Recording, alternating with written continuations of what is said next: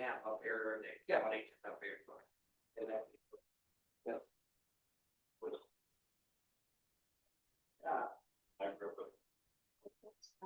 Okay. Welcome everyone to the July 2nd, 2025 council meeting. As a reminder, these meetings are live streamed and recorded and available on the internet by visiting the Town of Parry Sound's website at www.parrysound.ca. Prior to the open session, there was a closed meeting. It was moved by Councillor McDonald, seconded by Councillor McCann. That pursuant to section 239(2) and 3 of the Municipal Act SO 2001 C25 as amended, Council of the Corporation and Town of Parry Sound moved to a special meeting closed to the public in order to address a matter pertaining to C, a proposed or pending acquisition or disposition of land for municipal or local board purposes, transfer of 44 Joseph Street to the West Parry Sound Recreation and Culture Center Board. And that meeting was had. I'd also like to acknowledge at this time that we're on the traditional territory of the Anishinaabe people under the Robinson-Huron Treaty of 1850 and the waterways traveled by the Métis of this region. May I have a mover and seconder for the agenda, please? Councillor McDonald, Councillor Ashford. That the council agenda for July 2nd, 2025 be approved as circulated. Now, is there any revisions or additions to the agenda? Seeing none, then all in favor? That's carried. Any disclosure of pecuniary interest or the nature thereof? Nope. Okay. May I have a mover and seconder for the minutes, please? Councillor Keith and Councillor McCann. That the minutes from the regular council meeting held June 17th, 2025 be approved as circulated. Is there any discussion or comment on those minutes? Nope. Okay, all in favor then? That's carried. There's no public meeting. Questions of staff? Councillor McCann. Yes, thank you, Mr. Mayor. So this would be for Mr. Kearns.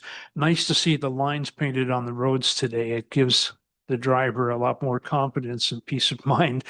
Is there anything we can do for next year and the years beyond to make this happen sooner? Because it really, at times was, to me anyways, seemed a little treacherous without the lines, especially at some of the intersections where there are multiple lanes. Through you, your worship.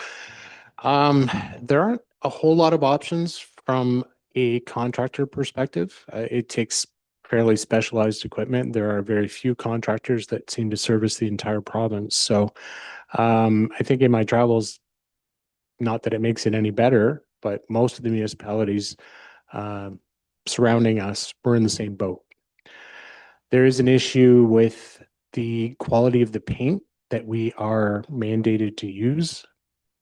It's a waterborne paint that doesn't last like it used to. So there are environmental regulations that have dictated the composition of the paint. We are, however, looking into some other options, and we'll certainly be able to bring back a report to council on what those costs and alternatives might be, but at a later date. If we take it in-house with some smaller sized equipment that seems to be more readily available, that's what we're looking into right now. That would be wonderful. Thank you. Councillor McDonald. Thank you, Mr. Kearns again. We've had a little bit of correspondence regarding questions of safety control measures being used at the Isabella Wood and Marion construction site. I wonder if you could just give us maybe an update on what the construction company is doing to ensure safety, because I know when they're not on site, a lot of times it's just kind of like a one-way access through there. Through your worship, we had a construction meeting today. So those issues in particular will be changed. Lost your, I don't know if that's the cord or. Oh. Is that better? That's better. It seems to be on. Sorry about that. So we're going to be on site tomorrow with our contract administrator as well as staff discussing those issues in particular. They will not be replicated. They will be adhering to Ontario Traffic Manual Book 7, which is temporary control. There is an approved traffic control plan they are expected to adhere to it, and there will be no deviations from it unless there's a submission and it continues to meet the regulatory requirements. So did take note of that, and we did address. It might be the cord. I don't know. Okay. Counselor Keith? Yes, thank you, Mr. Mayor. I have two questions. One, I believe, is for Mr. Thompson, and it just has to do with, I have had concerns expressed to me regarding a residence near Belvedere Heights, the home, aged home, long-term care. And what the concern is that they say that there's work being done on Sunday. And I'm wondering if, and that is noisy, of course, I'm wondering if there was an exemption, or at least if you could look into that to see if there was an exemption for noise, et cetera, for Sunday. Through you, Mr. Mayor, to my knowledge, there was not, and council does approve those exemptions, and I don't recall anything coming to council. I will follow up tomorrow and determine what is going on. I will advise council via email. Very well, and thank you. And my second question is for Mr. Cairns. And I know this has been brought up before, and I realize that we don't exactly run the show, shall we say, but it has to do with the CNR railroad track there that crosses Cascade Street. There's a number of holes in the pavement there, and going across that track, especially if you're going up the hill, certainly that's just a recipe for real realignment that you probably didn't want to have. But in addition to that, I realize that we may have to wait as to priorities of that job being done, but I'm wondering when it is asked again as to where are we in the queue, shall we say? Is it possible that the railroad also can look and improving that area so that it's something more like Forest Street, where it's a real joy to go across the track? Through you, your worship. So I know we had this conversation with CN. They gave us a repair date and then that was modified. I will follow up with them tomorrow. I can make the inquiry about changes at the tracks. Of course, and as you mentioned, we're kind of at their mercy in terms of the products and that sort of thing that go in. We can make requests. It would be at our cost typically if we make a request over and above what they're planning to put in. So, but I'll have that conversation with them tomorrow and I can certainly provide an update by email as well. Well, I'd appreciate that because I'm just wondering for the Forest Street, the way things are for that railroad track and how flush it is when the vehicles go across there. If we ask for those additions, or were they in a real kind sort of a disposition at the time? But certainly the wheel that does the squeaking is more likely to get the grease. Thank you. Yeah, through you, your worship. So I know that there's been several iterations on Forest Street and we did follow up with them. There was a bit of settling after the last time, but they did come back and you're right, it is in much better condition. So I'll ask those questions. Okay, Counselor Blaski? Thank you, your worship. This is for Mr. Kearns. A few weeks back, I mentioned some dead trees on Bay.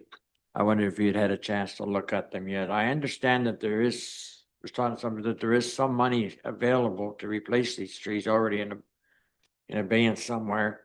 They are definitely dead, but I wonder if you'd had a chance to look at them at all. Through you, your worship. Yes, staff did take a look at them. They will be coming down. We're going to have to schedule that at an appropriate time, given the traffic, and we'll have to close the road while the trees are coming down. So that's in the planning stage right now from staff's perspective. The replacement of the trees is a bit of another issue that we're having a discussion with the DBA in terms of we've been advised by some folks that had a look at the tree vaults that we have available, that they are not necessarily conducive to harboring healthy trees over the long term. So we're looking at some options there. The tree vaults are rather small from what we've been told. They will restrict the growth and will have a very limited life cycle. So we're trying to address that rather than just putting a tree in, letting it grow for a decade and cutting it down and then replacing it again if there's some other options. And that's what we're trying to look at right now. Thank you, and I'm just thinking that they're be better off if they're down, even if we can't plant right away, because it's less dangerous. They may not fall down, but it's less dangerous, or it looks a lot better if they're not even there than to have to wait till we can replant right away, you know, so the sooner we can take them down, I think we'd be further ahead, you know. Yeah, through you, your worship. Sorry, I didn't mean to give the impression we were waiting until we knew how we were going to replace them. Staff are addressing the trees coming down Great, thank you. ahead of that. Councillor McCann? I meant to bring this up. I promised that I would do so. I had a conversation with a resident on Prospect Street. That seems that we've had our problems with safety concerns with people speeding up and down Salt Dock Road, but Prospect Street seems to have its own problems. And I've been told that there's some concern with vehicles traveling a little bit too fast down Prospect Street over the fitness trail into the parking lot and vice versa. Some concern that that somebody might be hit someday.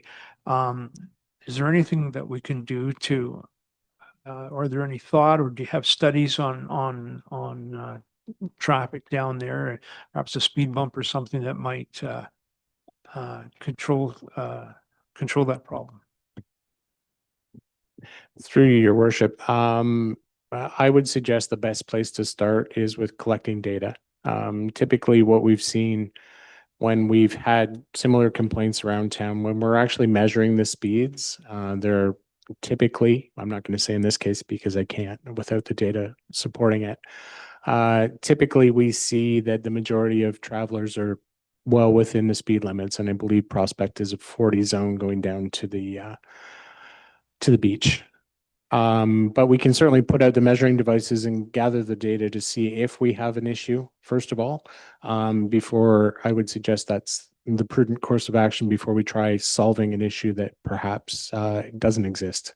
Sometimes it's perception, depending on the size of the vehicle, they can appear that they're traveling faster than they actually are.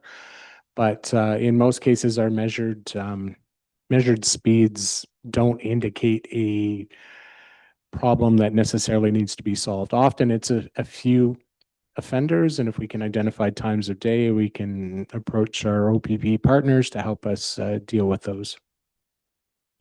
Okay, that's great. Yeah, if there is an opportunity to, you know, look at some initial data, that would be great. A good start. Anything else? Thank you. Correspondence, Ms. Johnson.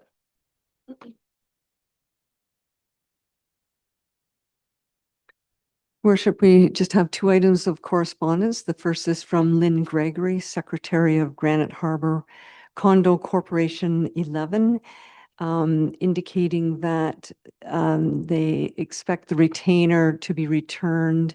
This relates to progress of the transfer of ownership of the water line on Salt Dock Road. There's also a letter that they sent. They're looking for acknowledgement, so that acknowledgement is being sent. And a third issue in the letter is a resident complaint that due to heavy snowfall and spring rains, the north side of Salt Dock Road needs to be swept and repaired. A new ditch has been created by this runoff. So this letter has also been circulated to Public Works.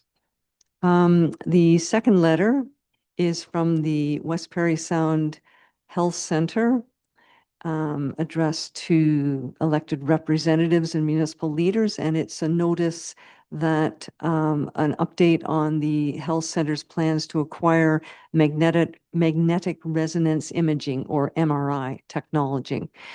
The letter goes on to indicate where it will be located, next to the CT scanner with easy access from the regional Air Orange helipad, and the expectation that with ministry approval, it is envisioned that the MRI will be operational within 12 to 18 months. Very good. There's no deputations, so reports, and we'll start with Councillor McDonald tonight.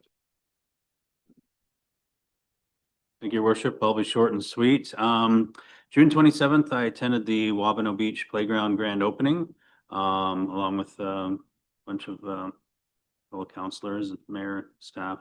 And it looks amazing. They did a great job on that developments, the padding for the kids.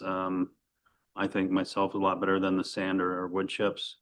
I think I took my kids there 3 or 4 times since it's been open and it's been packed. So great investment. I took a spin by the Wabick, or so their William Street Park, and it's looking great. I think it's close to opening as well. So just a big thanks to April McNamara, Parks and Rec staff and senior staff for getting this to the finish line. It's great investment for the community, and everyone's very happy to see. And on July 1st, I attended a lot of the Canada Day celebrations downtown with my kids.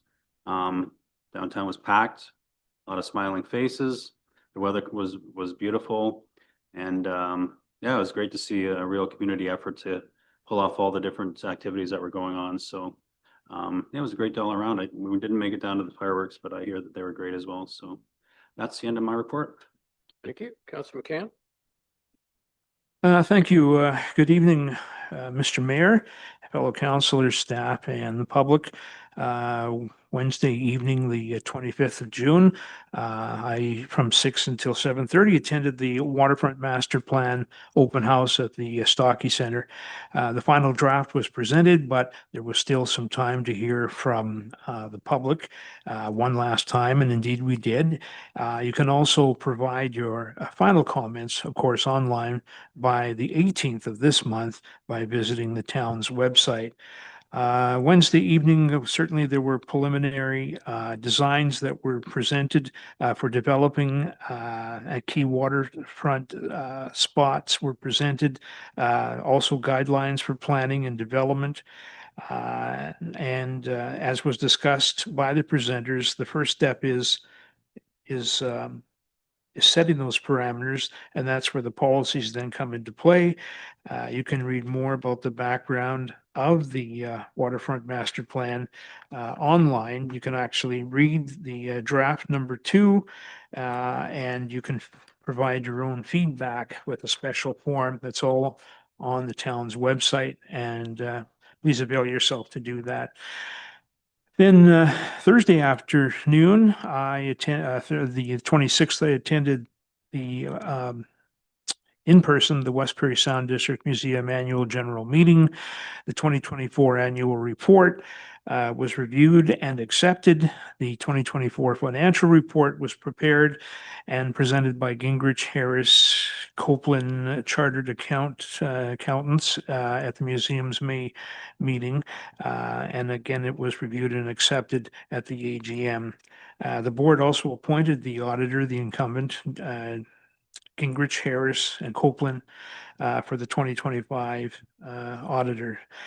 And in other business, there was discussion on engaging the town of Parry Sound to help in improving access to the museum and the Tower Hill Gardens, the condition of George Street, lack of sidewalks, and wayfinding signs were all discussed. Then following the AGM, we officially opened the exhibit titled Lights by the Bay. The exhibit is available to the public through to October this year. I talked about this at our last meeting. It dives into the changing methods and technologies used when navigating the waters of Georgian Bay. It highlights the history of the lighthouses that light up the shoals and the shores of the Parry Sound District, and which guide travelers to safety. This exhibition was prompted by a collaborative project with the Township of Archipelago while they temporarily needed a place to store the artifacts from the Pointy Barrel Lighthouse while it's under renovation. So again, check that out. Check out the museum's website at museumontowerhill.com. Then, of course, as mentioned, on Friday morning, the 27th of June, I attended the opening of the Wabano Park Beach along with with you, Mr. Mayor, and other fellow councilors and staff. And it's just a real gem. And a great deal of thanks does go towards April McNamara and her department for making this happen and being available and open for the first weekend of the summer season. It didn't, and then of course, to that point, on the weekend, my wife and I took a stroll through Wabano Park Beach, observed that the families, children and adults, availed themselves to the playground equipment, enjoyed themselves immensely, and it didn't seem that any of the attractions or the installations were abandoned for very long as the kids had a good time. One final note I would add is that it was really nice to read in the Toronto.ca travel section a great write-up on Parry Sound as being I guess a hidden jewel or gem in our province. And it was a great write-up, and I'm sure that that will go a long way to inviting visitors to our area this summer. It was nice to have something like that rather than the thought that Parry Sound was on fire as it was the thought a couple of years ago. And that's my report. Thank you. Councillor Bolesky? Thank you, your worship. I, Friday, June the 20th, I attended the flag raising here at the thing for the National Indigenous people. I arrived moments before the flag reached the top, so I did say I was here in time to actually see it get to the top.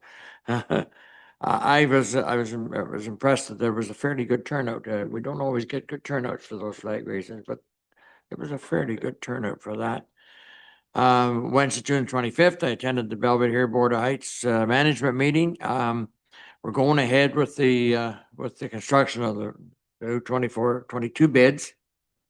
I didn't realize they were working Sundays. I'm sure that the chief will get that straightened out tomorrow. And that night I attended the Waterfront Master Plan, which the councillors has addressed that fairly good. Friday, June 27th, I attended the beach playground in the rain, mind you, and we were councillors and that were there, and that's my report. Okay, thank you. Councillor Ashford? Thank you, your worship. I think the big thing over the last couple weeks is there's a special meeting of the pool board, and we have a new sponsor there from Tamarack North. And I just wanted to add that as they kind of went through the negotiations, it was Tamarack North and the board of leadership there at that company that wanted to increase their donation in order to take the title of the facility. So it was a real great example of how different businesses and community members are getting involved in order to make this pool happen and get this project done. That it's not even just the fundraising team that's driving it, it's the local businesses that are driving that fundraising, and hopefully some other businesses that are kind of watching. There's still some naming rights and some sponsorship opportunities out there. Hopefully they'll be jumping in the next little bit too. I know sometimes once you see somebody do it, you don't want to be outdone, and you can get in there too and make this pool happen. And then the other event is, of course, some people have mentioned it, that yesterday Canada Day festivities in town, I think truly were the best ever. Like I don't recall a time that things were that busy. And I grew up south in Windsor area, and there's international festival there between Detroit and Windsor, and fireworks and everything. And I have to say, I think we did better than the International Fireworks Festival yesterday. Like it was truly amazing to see all those people, all those events, all the vendors, and the fireworks at the end. So thank you to everybody that came and got involved in that. Thank you. Councillor Keith? Thank you, Mr. Mayor, fellow councilors, staff, and the public. I should note that I was reading something more recently, and this is the 25th year of the Walkerton situation with the E. coli tragedy. So I think it shows how time can go fleeting by. But as of the unfortunate tragedy, certainly in the town of Parry Sound, we have good quality water. So I think that's always important to remember those kind of things happening, unfortunately. I attended the West Parry Sound OPP Detachment Board. We had a special meeting in reference to completing the draft annual report and the budget, and that annual report will be forwarded to municipalities and the First Nation. I attended when the cruise ship came in. I did do a welcoming thing down there. I also was in attendance for the raising of the Indigenous flag, which has been mentioned already. I attended the Waterfront Advisory Committee meeting and also the public meeting to learn more and also get input from taxpayers and local residents in other surrounding municipalities. I also was involved in the photo of the Wabick Beach playground. And I would say if they were given a prize because of wearing a, shall we say, rain outfit, I think I would get it because it was one of those days where we had a big rain and then all of a sudden we had that calm, nice spot when the picture was taking. So I was in my rain gear, which at that right moment I didn't need, but wasn't too long afterwards. It was raining cats and dogs again. So at least I was dry. I was also involved in fundraising this past weekend for Harbor Share. And again, I would say we have a lot of very generous people in our community, and that's really great. I was involved in the various, in attending the various Canada Day events in Parry Sound, and as has been mentioned, it was just, I think, really wonderful. We had perfect weather. I'm sure Mr. Mayor will talk more about that also. Canada Day, certainly he was doing the opening, but also those cakes, that was nice, having little cupcakes, of course, but 3 great big cakes. And certainly I love colors, so 1 red in the center and 2 white on the side, all saying Happy Canada Day, and all the effort and work that goes in, not only with the recreation staff here, April McNamara, and all the staff involved, but also with the fire department and with the Downtown Business Association. There's a lot of the vendors. There's a lot of things that go on for an activities day like that. And also at the same time, the Tuesday Farmers Market was really crowded. Having the music down at the Stocky Center was really a great thing. And also having the fireworks at night. So I think, anybody who thinks that Parry Sound, sometimes you hear complaints that we don't try. I think if we were given a prize for effort this year for Canada Day, I think we would have blown it out of the park. And I also have continued to attend the goings on, shall we say, the working of the playgrounds at William and Cherry Street, and was there again today. And it seems the workers all know my name now, so that's good or bad, I don't know, because I tell them the letter B in my name can stand for a variety of things, and they always laugh at that. And I've been back to the Wabano Beach a number of times too, and I can tell you that on Sunday and on Saturday, holy crow, I mean, it was almost like kids had to take a turn being able to play in the playground because it was so crowded and so busy, and there was a lot of laughter and happiness going on. And that's what we want to see. And so thank you for my report. That's it. Thank you. Council, staff, and public, June 19th and 20th, I was in Kitchener for AMO meetings, and then June 20th, I made it back from Kitchener in time to attend the ceremony that we talked about, has been talked about. at the town office to raise the Anishinaabe flag for National Indigenous Peoples' Day. And it was nice to have, I was thankful Jody Conton came out to sing a couple of traditional songs, and we had the chief from Wissahickon there as well. Through AMO, one of the things that I've been doing is mentoring one of AMO's youth fellows. And he was in town June 21st and June 23rd, and I was able to give him a tour of the town. And he wandered the town by himself as well to get sort of that feel of the community. And I would like to, he spent Monday with some of our staff, and I would like to thank our staff for taking him on sort of the job at the time, which was really good.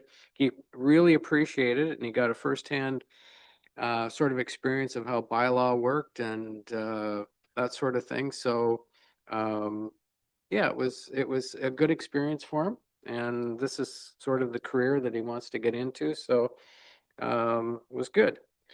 June 24th at 5:30 p.m. I attended the Harvest Share Annual General Meeting, and I'd like to thank all of their staff, the volunteers, and with Harvest Share for their dedication and hard work. So they do an amazing job.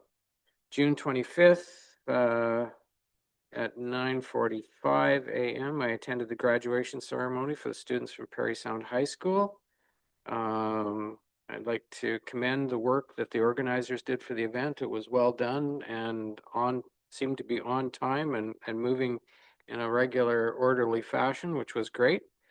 Then June 25th at 5 p.m. I attended the public health meeting, which was held in person here in Parry Sound. And you should have all received the 2024 year in review. Okay, good. Then after the public health meeting on the 25th, I attended the public waterfront master plan meeting at the Stocky Center. There were again good questions from the public, and I'd certainly like to thank our study team and those that came out to attend the event.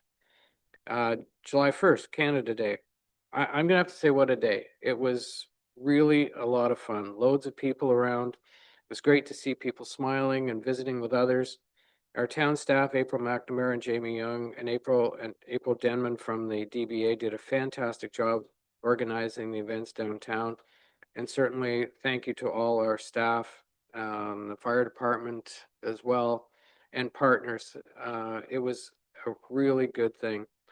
We gave out approximately 300 cupcakes that went in no time at all to some very happy people. Downtown was super busy, and the Tuesday market was really busy as well. So, and there's some thank yous I think that need to be had. So, thank you to Sound Yarn and Fiber, Daniel Smith CPA, Supreme Tech Insulation, and Heal with Kerr for their sponsorships. Thank you to the Cruisers Car Show and the Georgian Jumpers, all the entertainers that were on the main street, and staff at the Stocky Center for Bands on the Bay. And if I've missed anyone, thank you. It was just really good. And I will have to say that rock climbing wall was a hit. Like there was a lineup to get up that thing like you wouldn't believe. So got to bring that back. Let's see. Yeah, I just like to thank everyone that came out and had a great time for participating. It was just well done. And the fireworks were amazing. So that's my report.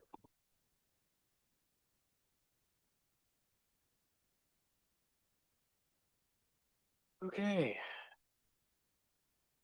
Item 911, moved by Councillor McDonald, seconded by Councillor McCann. The council authorized the use of $10,000 unspent from the Town Dock Washroom Capital Project to move and place the Shoppers Dock at the Town Dock for day use dockage. Questions? Councillor Keith? Yes, just a couple of questions for Mr. Thompson. One is if this is approved tonight for that Shoppers Drug Mart, Shoppers Drug Mart, you think I was giving an ad there, for the Shoppers Dock, being moved. Will there be a reconfiguration of it, or will the dock be completely straight? That's my first question. And my second question, which I think is somewhat similar, is will there be monitoring of the use of that dock so that we see exactly what the needs are going to be for next year? Thanks. Through you, Mr. Mayor. With regards to your first question, I'm going to answer that in two pieces because I'm not specifically sure what you're after. The Shoppers dock is going to be replaced with a new dock. What's going into the Seguin Parkette is going to be a different configuration than what is currently there. If that was your question, then that's the answer to that. It's going to be more of a finger type dock that is going to be in the Shoppers dock or on the Seguin Parkette, where what we would normally call the Shoppers dock. What I'm asking for tonight is consideration in moving the wooden docks that are currently what we would call the Shoppers dock to rest alongside the town dock so that we can provide a space for smaller runabout boats to be able to come into the town dock to park. In the report in front of you, I was showing that as one complete long dock, almost like moving what's currently at the Shoppers dock around and putting it against the edge of the town dock on the inside portion. In discussions today about maybe better way of configuring it, we think we may actually break that into two portions and move it closer in towards the Henry's portion, so that it would be on either side of the water gauge building that's currently there. We feel that that will provide maximize the amount of space that can be used for both smaller boats, as well as retaining as much space that can be used for larger boats as possible. So what's in your package tonight? The configuration, once we consult, if it's approved, once I consult with Crop, who would be installing it, may change slightly. The intent would still be the same. Second question you had was with regards to monitoring. Most definitely that's going to have to occur.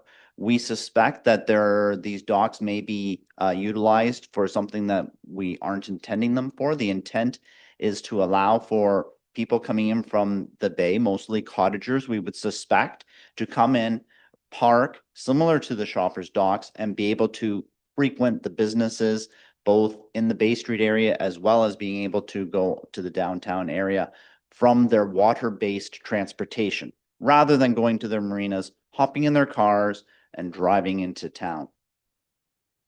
Other uses may come of them, and we're going to have to monitor that to make sure that it's not abused, that people aren't using them for parking day long or even overnight, which is not the intention. So throughout this summer, the intent, if this is approved, is to do that monitoring program, find out the level of use, what the docks are being used for, assess that over the winter, put in place any controls that are needed for next year to ensure that the docks are being used in the intended fashion. So just to clarify then, for this year, we're looking at free use. Is that all part of that is coming into effect? Or is there a bylaw that's would be in controversy to that, contradicting? Through you, Mr. Mayor. The current setup of the town dock is that it is run by an operator, and he sets the fees for all the docking that goes on that dock. Now, for our intended purpose, I have talked to the contractor. This is the last year of his operational agreement, and he's quite willing to forego the dockage fees on this small portion of dock so that we can experiment with it this year and know how to best move forward with it next year when it's the intention that the town will take over control of the town dock. Councilor McDonald? Thank you, Mr. Mayor. Mr. Thompson just answered the question I was going to pose as to whether or not the dockage would be free, which is great to hear that Massasauga is willing to waive those fees on the town dock. I think it's a great opportunity to repurpose the current shopper docks in a better location and add more dockage for the smaller vessels that come in. So yeah, I'm in full support of that. Any other questions, comments? All in favor then? That's carried. Thank you.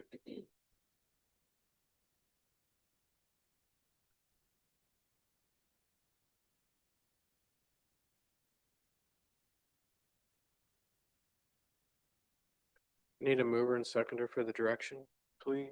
Councillor McCann, Councillor Ashford.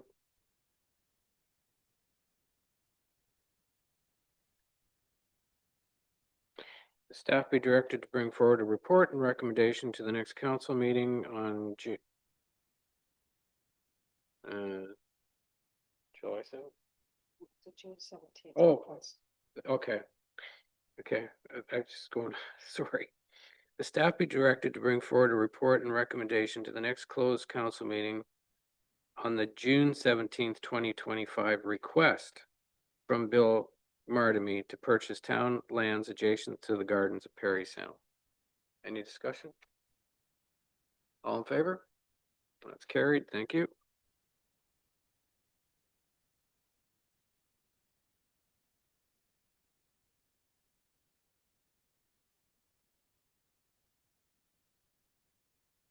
Moved by Council McDonald, second by Council McCann, that pursuant to section 3-4 of bylaw 2002-4468 as amended, the chief building official is authorized to issue a permit for additional fascia signage at 114 Bow Street according to Schedule A as attached, and the permit will act as an addition to the permit issued by Resolution 2024-014, and that the permit shall expire on the date provided on the current valid sign permit.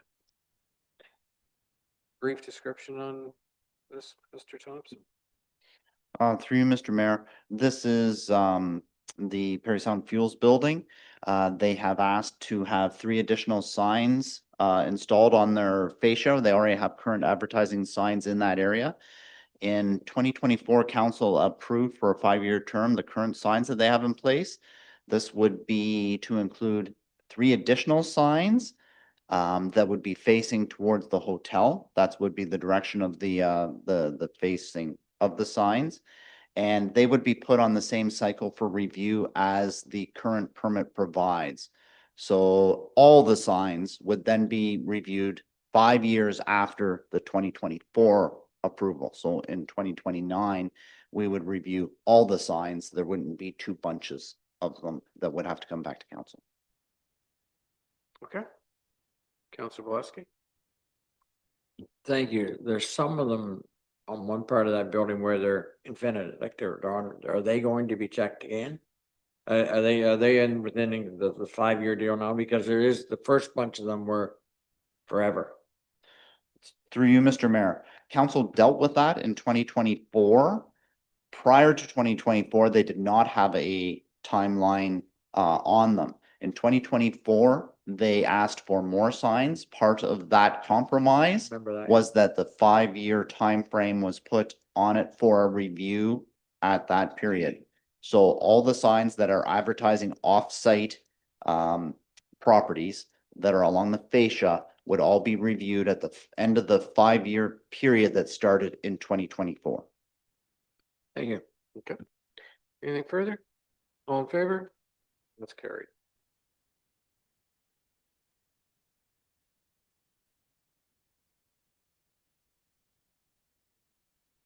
Moved by Councillor Keith and seconded by Councillor Ashford. The council received the report on sewage treatment plant generator emergency repair for information. Mr. Kearns. Thank you, Your Worship. So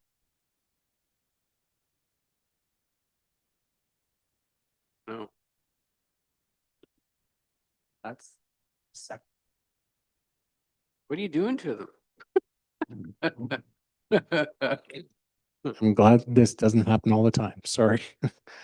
So we had experienced some issues with the generator and we brought in Tormont, who is our contractor that does our maintenance of our heavy generators. And in that attached document, you'll see what they found. There was some critical failures happening and currently we're on a rental generator to provide backup power. because we need to have that ability in the case of a failure at the treatment plant. That is a rather expensive endeavor. So we spoke to Mr. Harris and approved the repairs in accordance with the procurement bylaw. We're bringing this to the next available council meeting for council's information. So it's essentially a rebuild of the generator is what it boils down to. Okay, Councillor Keith? Yes, thank you. I'd just like to have clarification of one thing, Mr. Cairns. I noticed when I looked at the work that had to be done, and there was an indication of travel/labor, 10 hours, and then it said there was a discount from zone 7 to 5. How far was this person traveling that had to do the work? Through your worship. So this document contains all of the travel involved with doing the troubleshooting, the tear down, and then coming back to fix it as well. So I believe they're coming out of Aurelia. So there's been multiple trips. First of all, to have a look at the initial issues and then to do the tear down, and then they have to return to perform the work. So this includes all of that. Thanks. It's important that this thing works. Councillor Ashford? When I read this, I started thinking back to my years of reading council minutes. And I had recalled that at one point, the retaining walls around town just seemed to jump up as being a giant expense.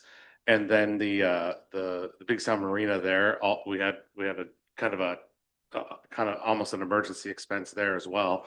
I think we have a big town, a lot of infrastructure, you can't get around that. But I was wondering in kind of put in relative terms in this situation, just with it kind of needing to be done immediately and not, we didn't kind of have it wasn't part of the normal cycle of replacement.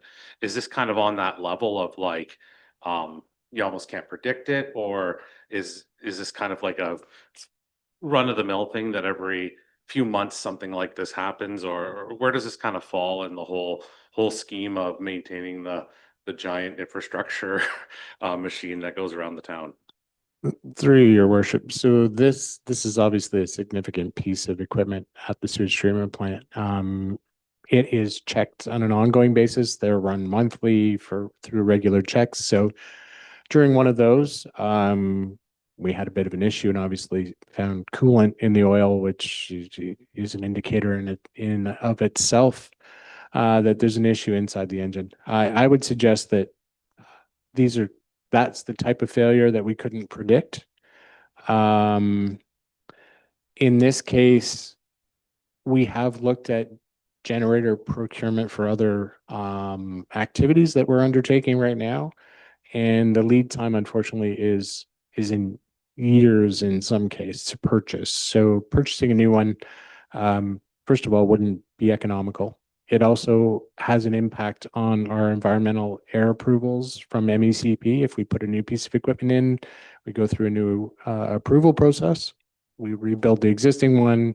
We're still under the existing environmental compliance approval. So there's a lot of things that come into this. And just for council's information, a rental generator runs about $30,000 a month. So, the expenditures can add up pretty quickly. So we moved very quickly on this to try and minimize those expenses in the meantime too.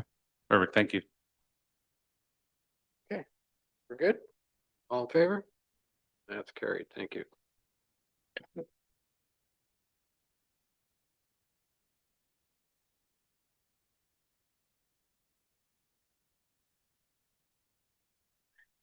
Moved by Councillor Ashford, second by Councillor Keith, whereas the Ministry of Children, Community and Social Services, MCCSS, is now planning on closing Cecil Fraser Youth Centre in 2027, the Sudbury area's only youth detention facility. And whereas this is an issue that affects Northern Ontario communities, including Parry Sound, and whereas the closure will further complicate prisoner transport, requiring increased manpower, resources, and time in transporting to out-of-jurisdiction centers, and that every kilometer traveled is at a minimum with 2 special constables, And that alone in the greater Sudbury area, there were 80 local jurisdiction trips to and from Cecil Fraser in 2024, and that out-of-town jurisdiction travel amounted to 11,218 kilometers in that same year, and that additional manpower, resources, and time will be required to transport youth from Northern Ontario communities,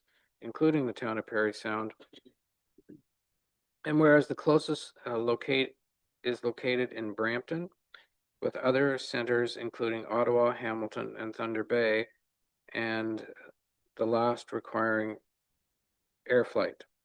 And whereas the closure of Cecil Fraser would render a psychological toll associated with removing youth from their home communities where family and guardian support are more likely to be forthcoming, and that farther locations can invoke travel and visitation difficulties if not made impossible. Therefore, be it resolved that the Council of the Town of Parry Sound advocates for non-closure of Cecil Fraser Youth Centre, allowing for continuing and ongoing service to youth and their families in Northern Ontario, with a letter to the Honourable Michael Farsa, Minister of Children, Community and Social Services. And be it further resolved that copies of this resolution be sent to neighboring municipalities in West Parry Sound, in the West Parry Sound District, also to Graydon Smith, MPP, Parry Sound Muskoka, Scott Aitchison, MP, Parry Sound Muskoka,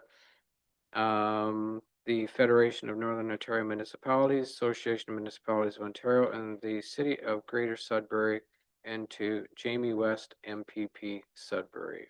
Discussion, Councillor McCann. Thank you, Mr. Mayor. I asked to bring this forward, something I'm very passionate about. Cecil Fraser Youth Center is located at the south end of Sudbury, and it was named after a well-respected judge many years ago. There have been, over the years, I'm told, several threats of closing down the facility. It was to close this year. Now it's been given an extension, 2-year extension, until 2027, when it is supposed to close. This is something, there's a movement today, and I understand that there's a mindset that rather than locking kids up, that if we can give them support with local services, that is more productive in the long run. That's true, but there's always going to be a need for secure custody, and this facility provides that.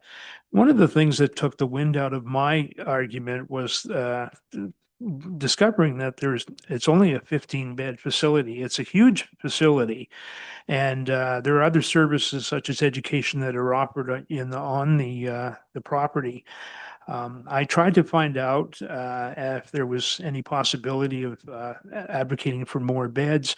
It's a thing that the ministry needs to controls, and they seem to be pretty close-mouthed about what they want to do, except that they do have plans of turning it into a facility for women, and I think that to the tune of 30 beds. So obviously the room is there. I'm told that there, as you've read in the resolution, that there are several local jurisdiction trips that are made to and from. They're usually for court appearances. From my own personal experience, my wife and I had an opportunity to visit one of the boys that was in there several years ago. It's something we couldn't have done if he was up in North Thunder Bay or down in Brampton. And so to have the opportunity to leave these kids in their communities where the families are, where they can visit and provide the support, is worth every penny that you can put into it. Finally, the cost of transporting, again, as outlined in this resolution, it takes a lot of manpower and money to move people around for court appearances and for custody purposes, apprehension purposes. So I'm very passionate about this, and I've been in touch with the Police Services Board in Sudbury, and they've been very grateful for this advocate for this we're advocating for, and I would like to encourage other municipalities to contact the ministry and speak up for this facility and keep it open. So hence here it is tonight. Any other comments? Councillor Keith? Yes, thank you. I can appreciate the resolution that is being presented here tonight, but I also think that times change, and for some time, there has been a shift as to the number of both young people and adult offenders that are held in custody and sentenced in custody. For youth, there has been definitely a shift with the courts, with the desire to have youth, if at all possible, remain in the community with a number of community-based solutions. And I think what it's showing here is, there's been a date, there were a number of times this institution has been going to be closed. Now it was scheduled for 2025, then it's 2027. But I think there is a writing on the wall, which is there's a point in time where one has to look at efficiency and the tax dollar. And if there's only a small number of offenders being housed, in comparison, if you can have a facility that can house X number, and in this case, we're looking at 50-bed institution for adult women, I think one can understand why when nowadays it's expected to try to do the best one can with the dollar. I think it can understand how those things can happen. And I would say now, as time has gone on, there is a lot more of virtual or technology being used within the court system. So also virtual attendance for court appearances is another thing that happens. And my last comment would be, and I appreciate the concern here, but my last comment would again be throughout the province, we are seeing if a person as an offender reaches a custody sentence, they are being taken out of the community and they are being held in a facility much further away. And we can look at Parry Sound. Years ago, Parry Sound had both youth and adult in the Parry Sound District Jail. No longer a jail here. So, times are changing. So I think we can try, but the reality is, I think we may be a little late. Thank you. Anything further? All in favor of the resolution? And that's carried.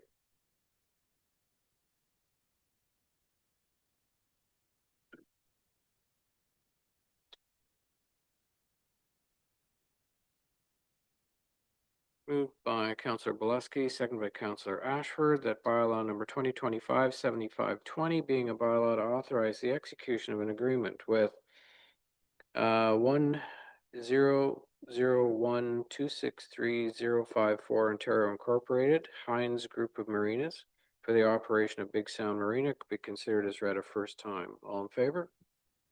That's carried. All members in favor of having second and third readings? That's carried. Moved by Councillor Boleski and seconded by Councillor Ashford that the bylaw above mentioned be considered as read a second and third time, passed, signed, and sealed.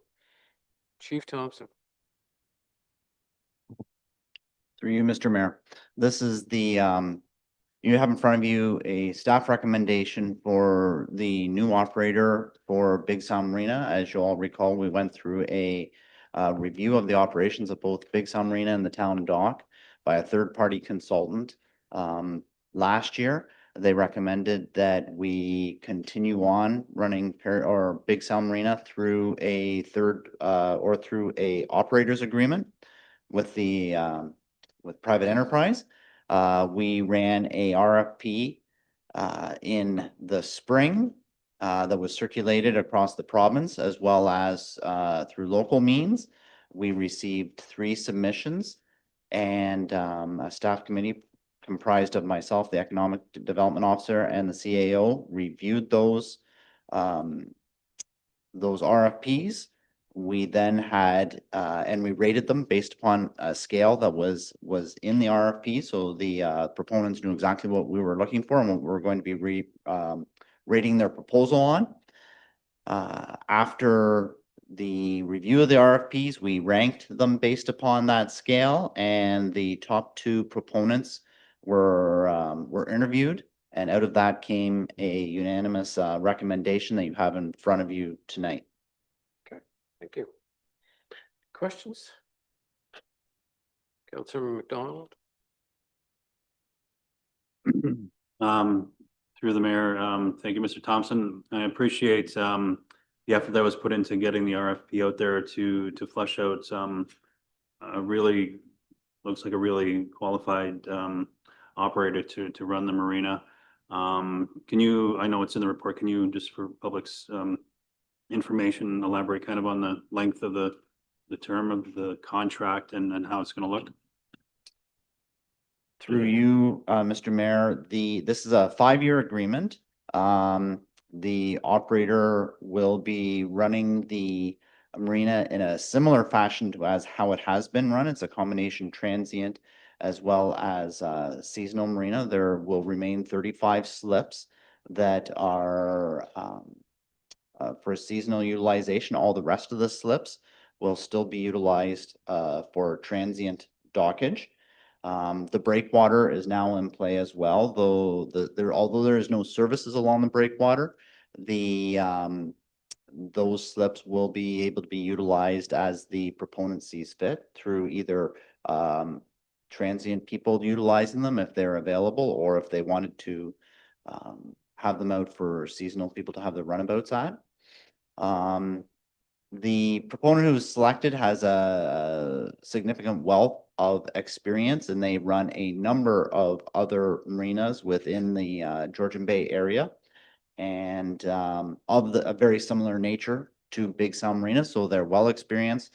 They have a wealth of resources to run the facility.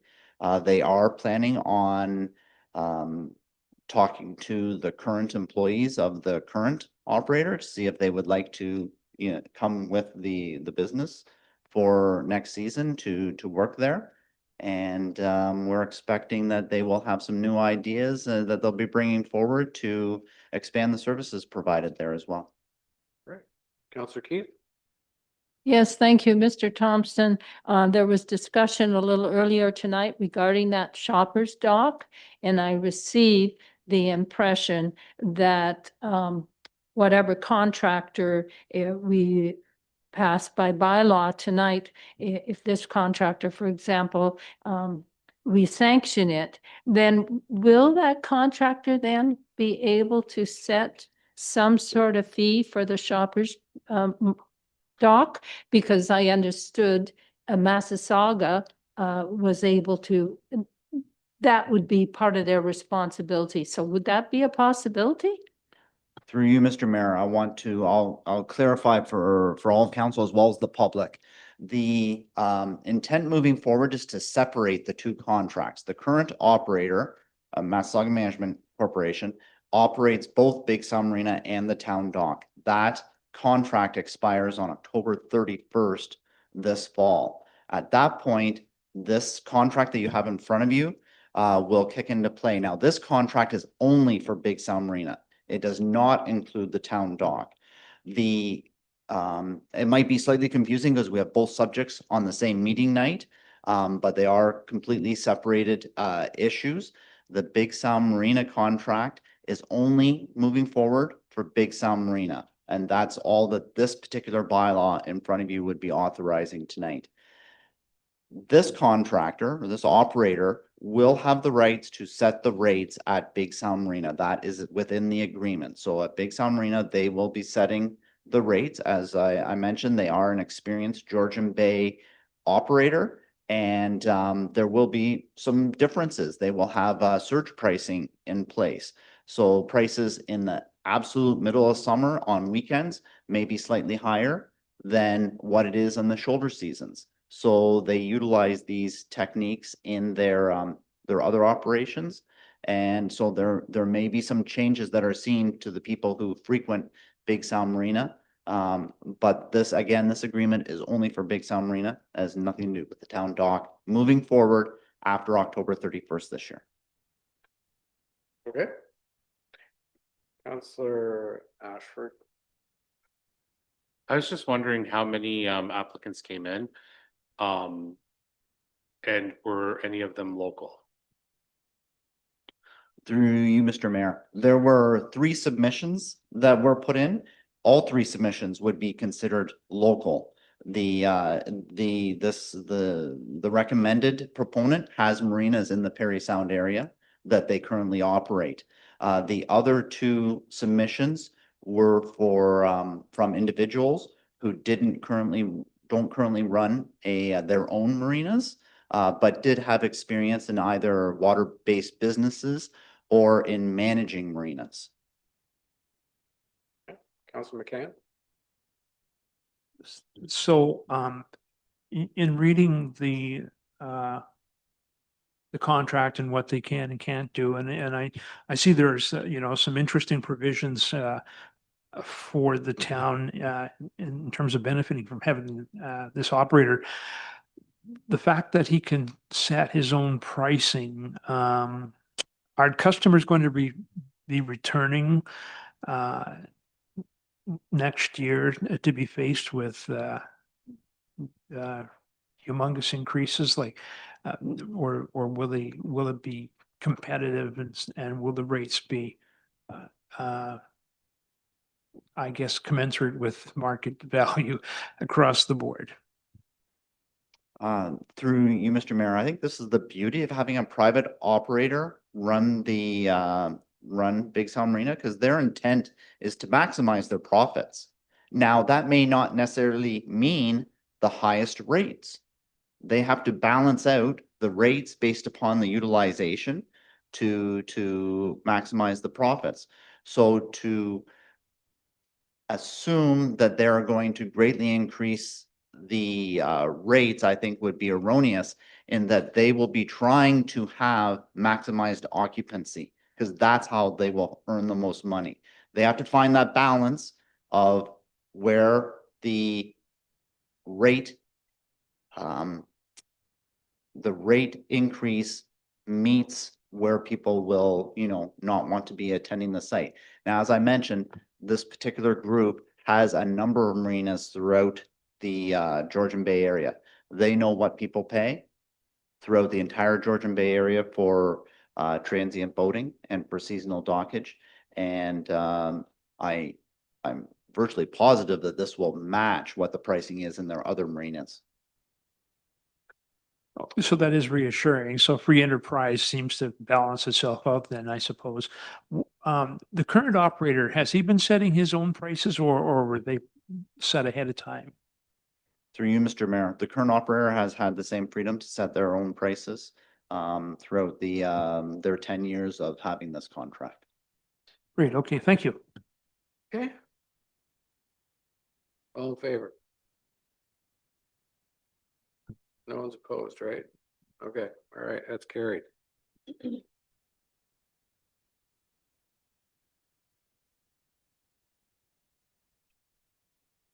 So we're signing that one after.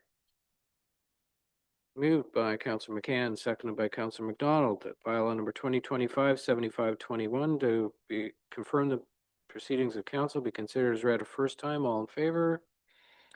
And that's carried. All members in favor of having the second and third readings. It's carried. Moved by Councillor McDonald, seconded by Councillor McCann, that the bylaw above mentioned be considered as read a second and third time, passed, signed, and sealed. All in favor? That's carried.